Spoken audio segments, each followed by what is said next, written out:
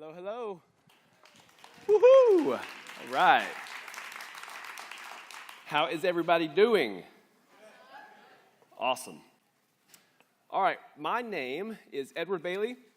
I get the privilege of leading this incredible group that many of you have heard of called No Longer Bound. It is, for those of you that don't know, a 12-month, which is long-term residential treatment center for adult males.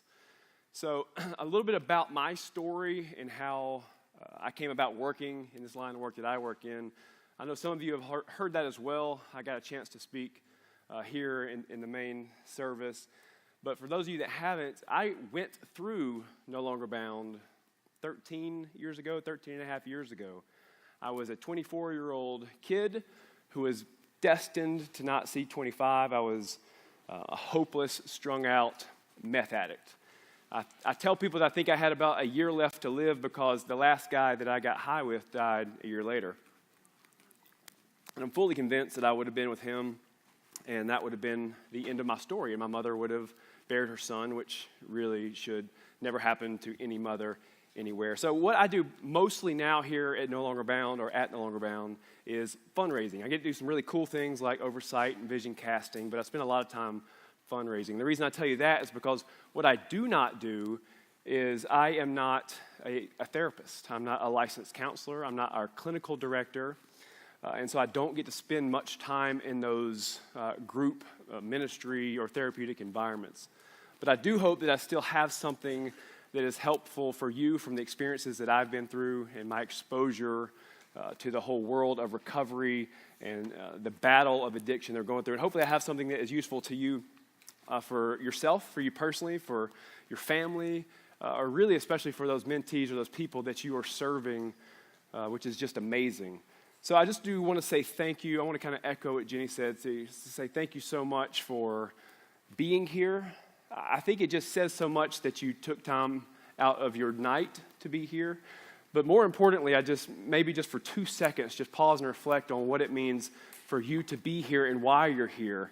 The fact that what did God have to do in your heart to get you to a point to where you wanted to invest your time and invest your life to be a mentor and to care for people on that level. And that's just so special. So thanks for doing that and for caring for people on that level. And also thank you for, like Jenny said, for filling out that survey. That was really helpful for me to get an understanding a little bit about who you are and what you've been through as it relates to what we're talking about tonight. And what it told me is that 59% of you have actually dealt with addiction firsthand, be it either yourself, a friend, or a family member. So that is the majority of this room, which is extremely common in most any room anywhere these days. Addiction is just an epidemic, literally an actual epidemic. It is a massive problem. And so in most rooms where there's people gathered, that's the case. So the majority of us have been affected by addiction firsthand.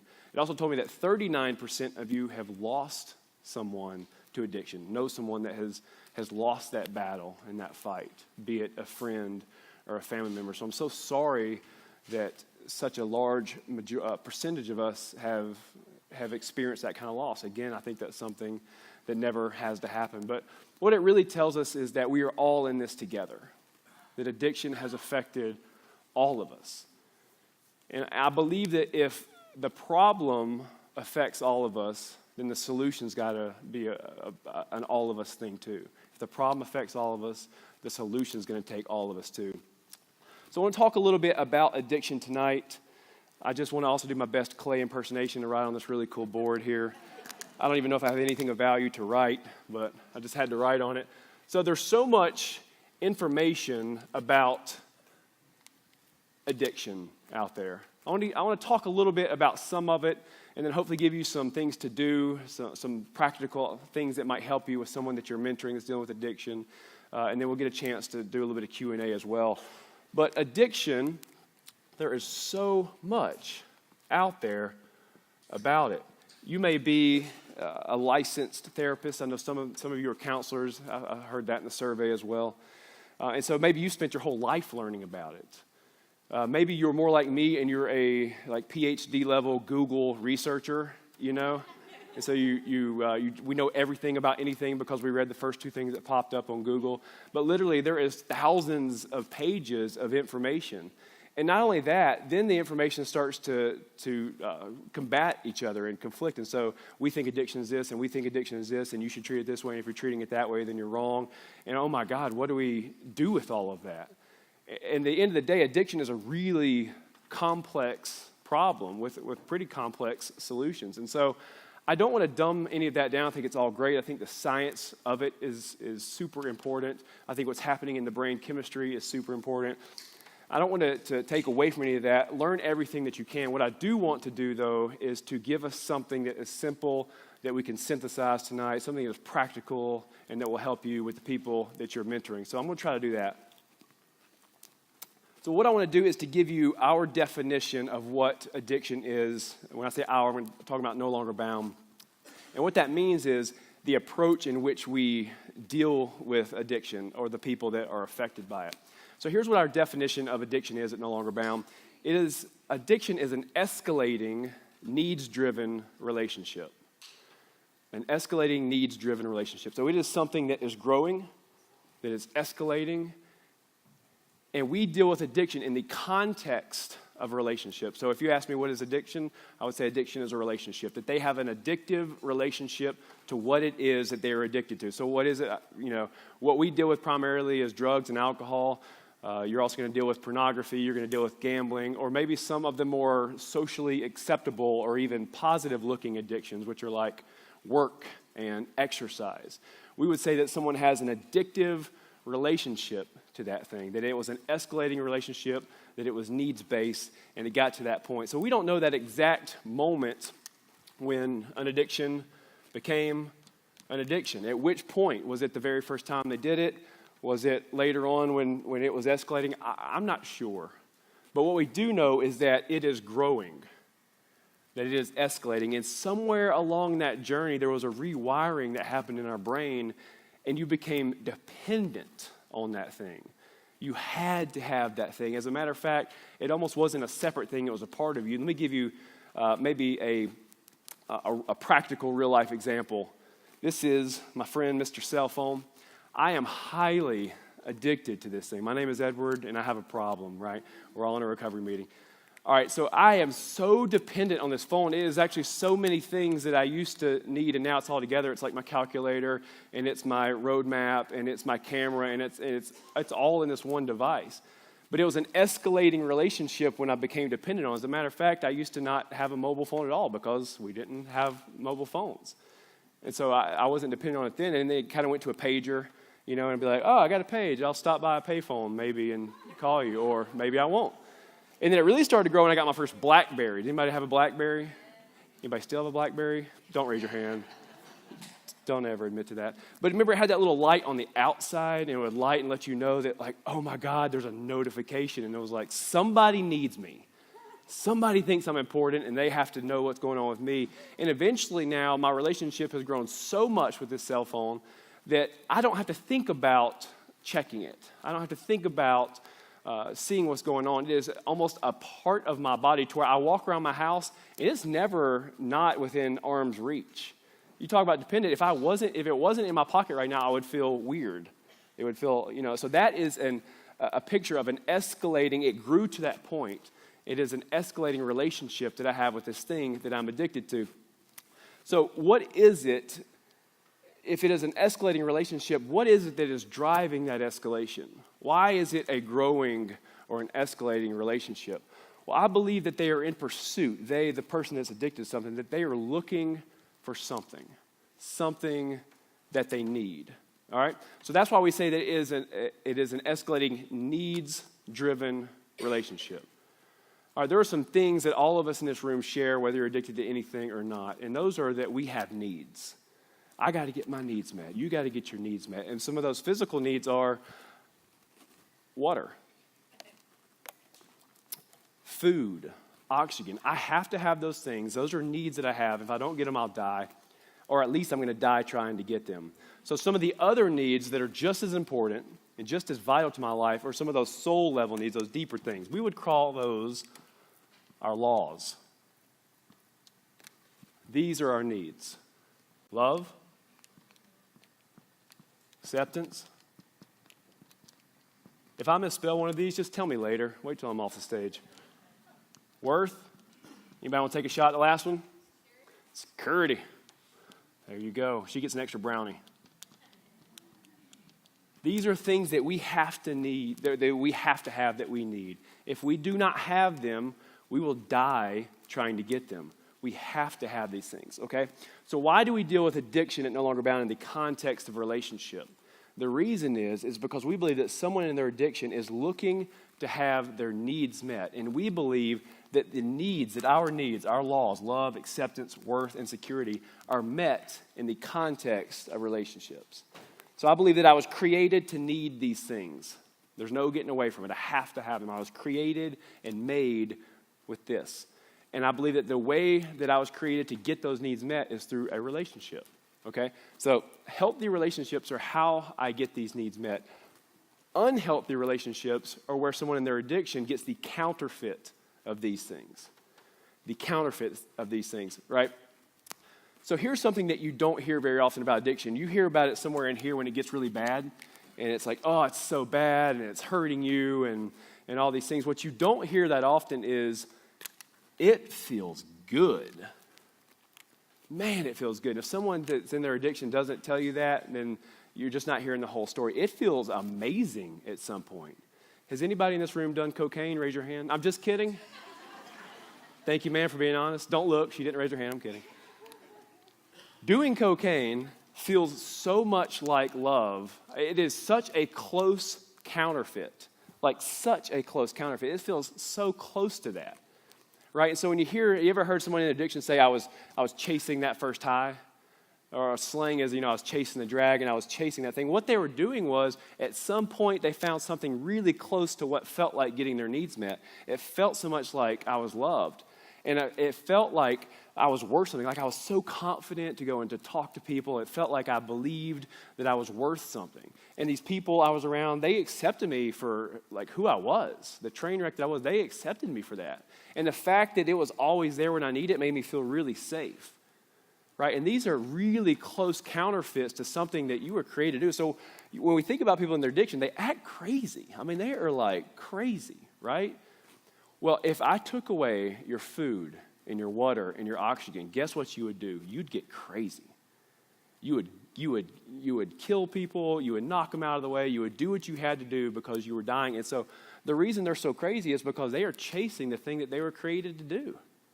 They were created to get those needs met. And so why are they so crazy? Because they're completely void of what they need, and they're pretty convinced that if they go harder, that they're going to find those things, right? And so why do I tell you that? Because it helps us to understand something and someone that is dealing with something that looks so stupid. And you're like, well, just quit and just don't do anymore. And we start to kind of understand them a little bit better. And so what we don't get taught, we don't hear is that it worked for a while, and that's what they're trying to do. Just like the expiration date of milk, right? Milk is amazing, and it works really great, but at a certain point when it expires, it goes really sour, really bad, really fast, right?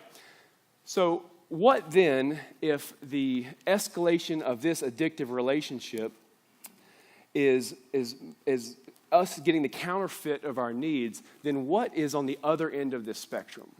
Another way to ask that is, what is the opposite of addiction?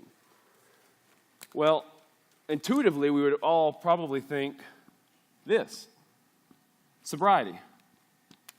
The opposite of addiction is sobriety. The goal of sobriety: stay sober 1 day at a time, 1 hour at a time, 1 year at a time, right? I mean, we think about sobriety being the answer. Now, I think that sobriety is really important, and it is a big goal at No Longer Bound, but I think it happens somewhere in here. Okay, we want to de-escalate an addictive relationship, a dependent addictive relationship, to a point to where someone is sober. But what we do not want to do is to focus so much on sobriety because it's just too shallow of a goal. Does anybody know anyone that is sober and miserable? Don't point at your neighbor. I mean, these people could probably use a few margaritas just to not be so miserable. Just kidding, not kidding, right? So sobriety is a really important step, but it's just a step. So we want to get them sober, and or you could just call it free, okay? So they are no longer physically dependent on the thing that they were addicted to, and they're finally at that point then to where they can make a logical, a sound mind decision on how they want to pursue getting their needs met. Do they want to go the more familiar route? We might call that relapse. It might feel a lot safer because they've been down this road so many times and it feels predictable and they can control that, right? It may be the worst relationship in the world, but I know this thing. This feels safe. Or do they want to then go down the really dangerous path of getting your true needs met? And so the opposite of addiction, what we would say is intimacy. Intimacy is the opposite of addiction. Intimacy is the opposite of addiction. So that is our big win at No Longer Bound, that we would provide lasting intimacy with God, self, and others. Lasting intimacy with God, self, and others. And so if here you were getting an addictive relationship, if you were getting the counterfeit of your needs met, we believe that a journey towards intimacy is how you're going to get your needs, your true needs met in a relationship. All right, who's that relationship with? We can come back to this, but that relationship is with God, self, and others. Has anybody seen this TED Talk with, I may butcher this guy's name, but it's Johann Hari. It's titled something along the lines of, everything that you think you knew about addiction is wrong. Has anybody seen this video? Yeah, if you haven't seen it, go check it out. It's really good. This is what this guy looks like. And if you have seen it, watch it again. So what he's talking about is some really cool concepts. And the reason it's titled, Everything You Thought You Knew About Addiction is Wrong, is because some of the things that we have heard about addiction, I think maybe actually are wrong. The premise of what his TED Talk is about is really something that we would agree with. It's really kind of the DNA of No Longer Bound and what our approach to addiction is. And he's wrapping his around a scientific study that he calls Rat Park, and it's about these rats and using cocaine, et cetera. But what he is talking about in general, his overarching premise of that conversation is that the more someone moves towards intimacy, I think he might call it connectedness, or he's talking about your environment and being connected. In other words, the more that we move towards getting our needs met in the context of relationships, the way that we are created to, the less we need the thing that we are addicted to, right? The more that I am getting my needs met through healthy relationships with God, self, and others, the less that I need this. And so what does that mean for you? Or what's the point in me telling you that?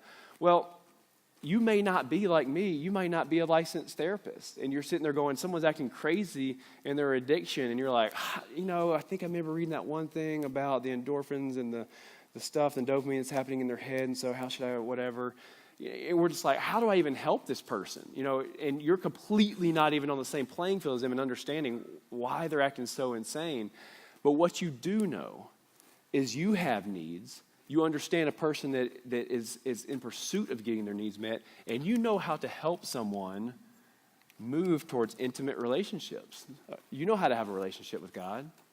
You know how to have a relationship with yourself and with other people. And as a matter of fact, the fact that you're mentoring someone in your life, you're probably going to get to be one of these others because they're going to get to have a healthy relationship with you. And so you get an opportunity to help them get their needs met and vice versa. They're also helping you meet yours because you're in a two-way street relationship, a healthy relationship. So people ask me, 13 years later, do you still crave drugs? I'm like, no, it just doesn't seem to make any sense anymore. It almost feels like I'm telling somebody else's story. Like, why would I, is anybody else thinking about going and doing heroin tonight? Again, same lady raising her hand. I'm just kidding.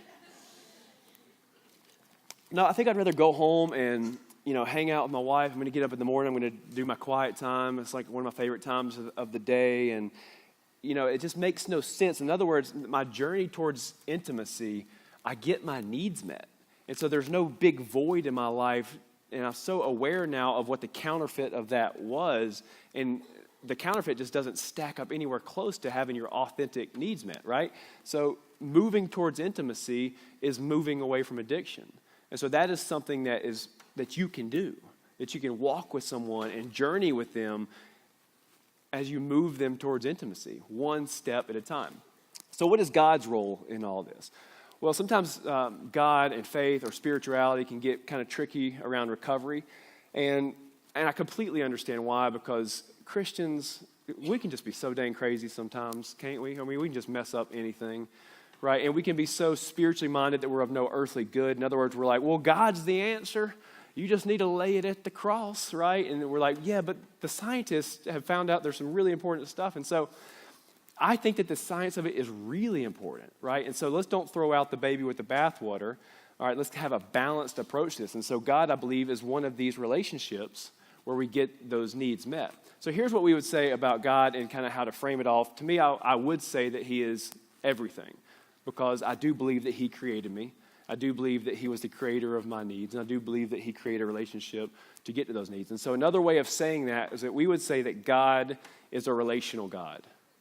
God is a relational God, that he created us, and he has a desire to be in a relationship with us. So God is a relational God, okay? We believe that God is a relational God, and so healing happens in the context of relationships. God is a relational God. We get our needs met through relationships, and healing happens in the context of relationships. So to me, it's everything, right? And don't get concerned about the word healing when it comes to recovery too, because again, we can kind of make that a one-time thing. Healing to me is a process. I mean, sometimes there is a moment that you can point to. I had a knee surgery, and I know the actual date that I got that operated on, so there was a moment there. But I have to now maintain that healing, and I have to take care of it, and I have to not work too hard on it, because then there'll be some consequences, and maybe it'll swell up, or maybe it will relapse, right? So healing, I believe, happens in the context of relationships, so really, really important. So let me just kind of summarize it again here, just to give us something really clear, that we believe that addiction is a relationship. Addiction is a relationship, and that intimacy is on the other end, or the opposite of addiction. Addiction is a relationship. We get our needs met through relationship, and the more that we help someone, or that we personally journey towards intimacy, a true, authentic intimacy, the less we will need a counterfeit option to get our needs met. So that's kind of our approach to No Longer Bound, boiled down really simply. And so I want to give you some practical, some hopefully helpful things for whether you're mentoring someone currently that is in their addiction, someone that might be thinking about getting into recovery, someone that might be farther down the road into recovery, but someone that's dealing with, or maybe you're never going to mentor anybody dealing with addiction. Maybe it's just someone in your family, or hopefully this will help you with somebody. So here's some practical things that I would say that might help. Number one, I would say, is to ask questions. What I mean by that is, when you see someone in their addiction, or maybe they're in recovery and they're just not acting right, and you can just, you've got this thing that, maybe you call intuition, maybe you call discernment, whatever it is you call, you can see it, and, you can point it out, right? So when you're dealing with someone in addiction, or not of their addiction, just pointing something out to someone, an unsolicited advice, can get really tough. And it can put you immediately on the defensive. And when you're dealing with someone that is either in addiction or has dealt with addiction, you've got a couple of strong emotions that are going to be right out front. You're going to have denial. What are you talking about? What do you mean? Or you're going to have straight up anger. They're going to just push back out to you, and they're going to make it about you, and they're going to turn it back on you, and they know all the buttons to push to back you off of their pain and their wound. Asking questions is this beautiful, soft way to get access and permission into someone's life. Hey, you asked me to mentor you, and I love doing that. And so I think I see some things in you, and would you want me to kind of talk to you about what I see in you? Or, hey, I would love to help you on this journey towards intimacy, or this relationship with God that you said you want to get better, and this relationship with your wife, your husband, or your friends, Would you want me to kind of help point things out in your life, or to be honest with you, or whatever it is? So I had a friend that would do this to me all the time. He was notorious for it. He'd come up to me and say, hey, man, I got a couple things I think for you that I see or whatever. Do you want to hear them? And I'd be like, no. Yes. Sometimes I would literally be like, yes, I do, but not today. I'm having a rough day. I want to hear about it tomorrow. Right? Or sometimes I'll be like, let me just call you back in a week, because then I'll be prepared to hear what it is you got to say. But he was asking if I actually wanted to know, and I think he was actually pretty willing to not tell me if I didn't want to know. And so it was always this really good way for me to help to get prepared. So maybe you feel out of control, and so it helped me to be in control of something that I felt out of control of. So asking questions is a really good thing. Next thing I would say is carefrontation. A little bit of a play on words. It's not quite a misspelling. Carefrontation. All right, has anyone ever heard about tough love around recovery? Like, you just got to have tough love. I know you've all heard that. I don't really dig that so much. And I think in that TED Talk, you can kind of hear some of the same undertones of how we're treating someone that's in their addiction. Because when we think about tough love, we think about being tough on somebody. You know, you get this kind of a drill sergeant sort of mentality of, you're going to do this and you're going to do that. And, you know, and I'm just loving you and blah, blah, blah. I think that we could maybe spin tough love completely around on its axis and look at it from a different perspective. And that is, love somebody in a way that is tough for you. To love somebody in a way that is tough for you, right? Because it's really tough to be open and vulnerable and talk and tell them how it's making you feel, and really tough to maybe do, especially if you're a parent or a loved one. You know, you're going against all the wiring in the DNA of your body to be a provider, protector, and a nurturer, to love someone in a really tough way.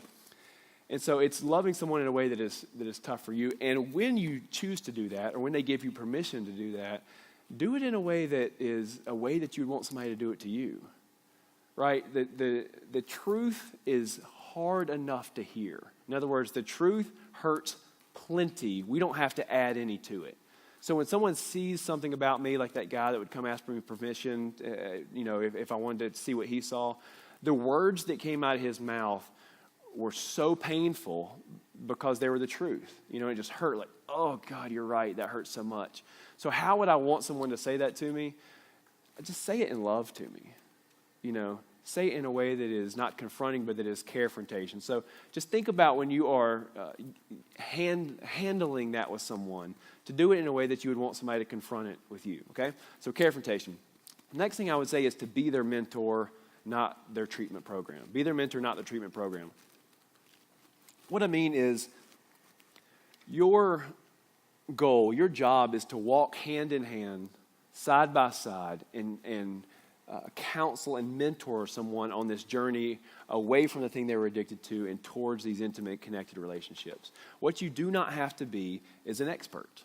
Okay, so this is letting you off the hook, and it's also knowing the role that you should be in and the role you do not want to be in, I promise. Okay, so this is for you and for them. For them, you don't want to be their whole treatment program, because I don't mean this against you, but trust me, you're not enough. And you don't want to give them the opportunity to use you as an excuse to not have to go deeper into what was actually driving their addiction in the first place. You know, this person may need to take a really deep dive into what was driving that addiction in the first place, and you might not be enough for that. The context of a mentor-mentee relationship is probably not the right place for that to be everything that they need as it relates to recovery. So be their mentor, not their whole treatment program, and be able to kind of help to understand that difference and have other people help you know when you're kind of crossing over that line and maybe getting onto the unhealthy side of that. All right, the next thing I would say is to have empathy, but don't fix them. Have empathy, but don't fix them. I explained some of this about our needs because if you have not been through addiction, it's really hard to empathize. They just don't make any sense to you. And trust me, you don't make any sense to them. Y'all are just thinking completely different. It's like you're not understanding each other. So it's hard to empathize. I can empathize with someone that's in addiction because I've been through it. I have that built in because of my experience. But what you can empathize with is a person that is hurting, a person that is struggling, and a person that is not feeling like they're getting their needs met. You know, I had somebody that worked for us was saying that she was so addicted to work. She was so addicted to work because when she would go there, they thought she was really smart and they liked her, and she'd go home and her husband really didn't seem to care about her or think she was smart or love her. And so she has never dealt with addiction firsthand, but she can really empathize with what it feels like to get your needs met in a place because you're not getting it met somewhere else. And so you can understand that and or you can empathize with that. But I don't want you to feel like that you have to fix them. All right, that is not your job. This whole thing hinges on this beautiful gift that God gave us called choice. I mean, what a gift. I mean, how crazy is he for loving somebody so much and then giving them the choice and the ability to hurt themselves? Like, what a gift he gave us. But it is their choice, and I do not want you to feel like that you are signing up to have to fix them. You do not want to take the credit for that, and I promise you don't want the blame for that. So you can empathize with them, you can help understand, but do not take on the responsibility of trying to fix them. Next thing I'd say is to be yourself.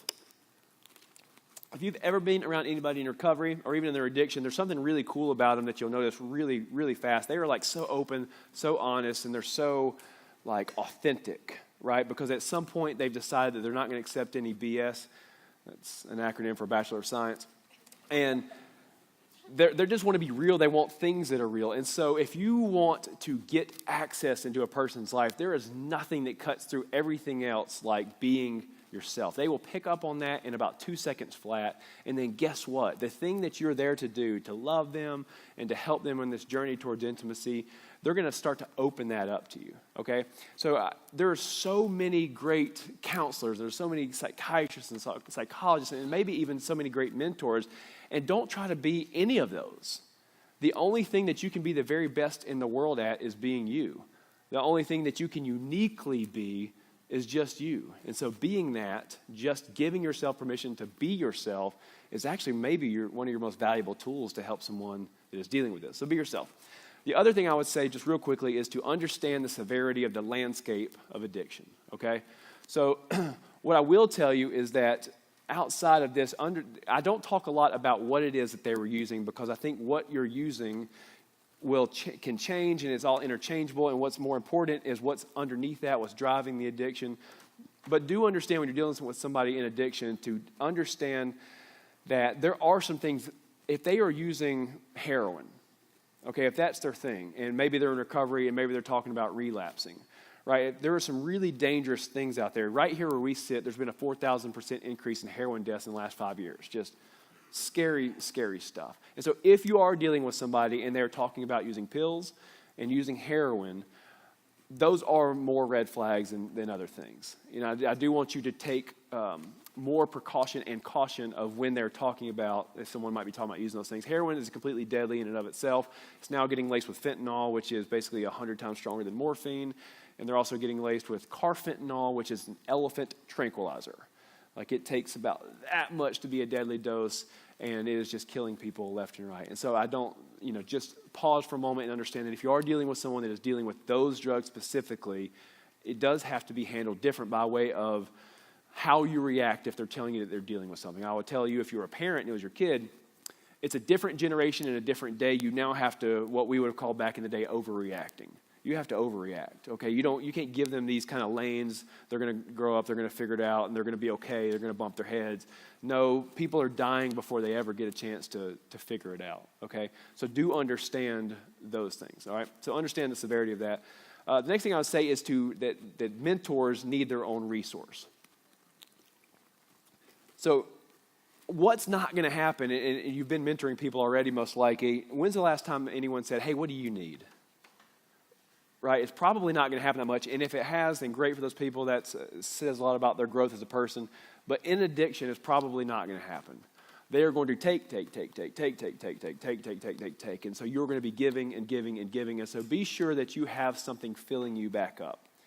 All right? So filling you back up and what your needs are. And also, when it comes to addiction, some of it's just really confusing. And so be sure that you have a resource for yourself, some air support, that you can go to and say, hey, I'm dealing with this, and I don't really know exactly how I should handle that. Or they're talking about doing this, and that's just not anywhere in my universe of understanding. And so, getting yourself resources so you don't feel like that you're bearing this burden of being the last person in line, right? So get your own resource. Guard your heart, and boundaries is the next thing I would say. To guard your heart, I'm talking about boundaries. Anybody ever read the book Boundaries? Oh my gosh, so good. And it so relates to mentoring someone that is in addiction. And so maybe even go back and read it in the context of dealing with someone in their addiction, because you have to have clear and defined boundaries in your life, and maybe even communicate them to the person that you're mentoring. Understand, hey, my role in your life is to be your mentor. I'm not going to be your sponsor, right? And I'm not going to be your treatment program. And so, look, if you're about to die and it's 3 a.m, call me. Or text me. But just don't text me at 3 a.m. just because you're, having kind of this emotion or whatever, right? You've got to kind of put some boundaries there, because I promise if you don't put those boundaries are going to get pushed in on, they're going to get eroded, and you're not going to like what you're left with. As a matter of fact, then you might not end up being a healthy relationship where needs are met. You might be getting taken advantage of, and it might be moving towards getting a counterfeit of that. right? And so use a boundary to help define a healthy relationship, to be able to walk with someone and mentor them through this journey. So guard your heart. And then the last thing I would say is to define a win. Define a win. All right, understand that during this journey, here's what I would call a win. Maybe right about there. That's a pretty big win. Okay? What I'm saying is that when you're dealing with someone with addiction, if you don't understand what a win is, you're probably going to feel like you failed, because you might not get this beautiful process of really walking them all the way down a journey and farther into intimacy. So a win is really any step, any exposure towards helping them understand and walking with them towards getting their needs met in a healthy way. I'll give you an example of that. When I first started my recovery journey 13 years ago, I went and met with this guy. I was a 24-year-old kid. Any of you moms in the room would have just wanted to spank me. I was just a little punk. Oh, my gosh. Just a little strung-out punk. And so I'm sitting there, like, smoking a cigarette, and this guy's talking to me something about recovery. I don't really remember. And to this day, I don't know that man's name, and I guarantee he doesn't know mine. And surely he wouldn't be expecting me to be standing here talking to you today. So in other words, when he left that meeting, he probably did not feel like he won anything. But to this day, that moment, all I really saw was that for whatever he was saying, that there was hope. That he had an idea about who I was, what I was struggling with, and he had some concept about what was on the other side of it. And so all I really heard was there's hope. And so literally that man never knew that he won, right? And so define that win in your life so that if this relationship doesn't go maybe like you would love it to and like you would expect it to, that you still understand that you intersected someone in a really beautiful time in their life. And so lastly, let me kind of rehearse for you what the mission of your church is. The mission at North Point is to lead someone into a growing relationship with Jesus Christ. Anybody ever heard that yet? Like 8,000 times. To lead someone into a growing relationship with Jesus Christ. So because you believe in that mission lives inside of your heart, that you care so much that you would choose to mentor, that you care about leading someone towards a growing or an escalating relationship with Jesus Christ, I would challenge you and say, I think you already have everything that you need. You understand how to lead someone towards a growing relationship with Jesus Christ, and in doing so, you pretty much know how to walk someone out of addiction. Okay? And I would also say that just to think about addiction as an opportunity. My God, what a beautiful opportunity. Someone is probably at their bottom, or they've been to the bottom and they have an understanding of that, and maybe they're in recovery. But addiction is this amazing opportunity that you get to intersect someone at some point in this journey, and you get to help them and lead them into a growing relationship with Jesus Christ, an intimate, real, authentic relationship with Jesus Christ. And so we look at addiction like it's this massive epidemic and this huge problem, and it is, and we have to do something about it, and we are. But it's also this incredible opportunity, because when I get that low and I get that broken and that beat up, I am so ready to hear, this did not work, I know it didn't work, and thank God I didn't die. So now I'm really ready to hear what does work and what is real and how do I get those needs met. So understand the opportunity that you're intersecting someone in their life with. So in just a moment, we're going to allow you guys some time to talk around the table, and then we're going to come back to some questions. But before that, I just want to pray for you. So let's do that, okay? God, thank you so much for these people and for being here with us. God, thank you so much. This is a strange thing to say, but thank you for addiction. And whatever it is that causes someone to realize that it's not working without you, that they're not getting their true needs met, that they are missing something, that there is a void.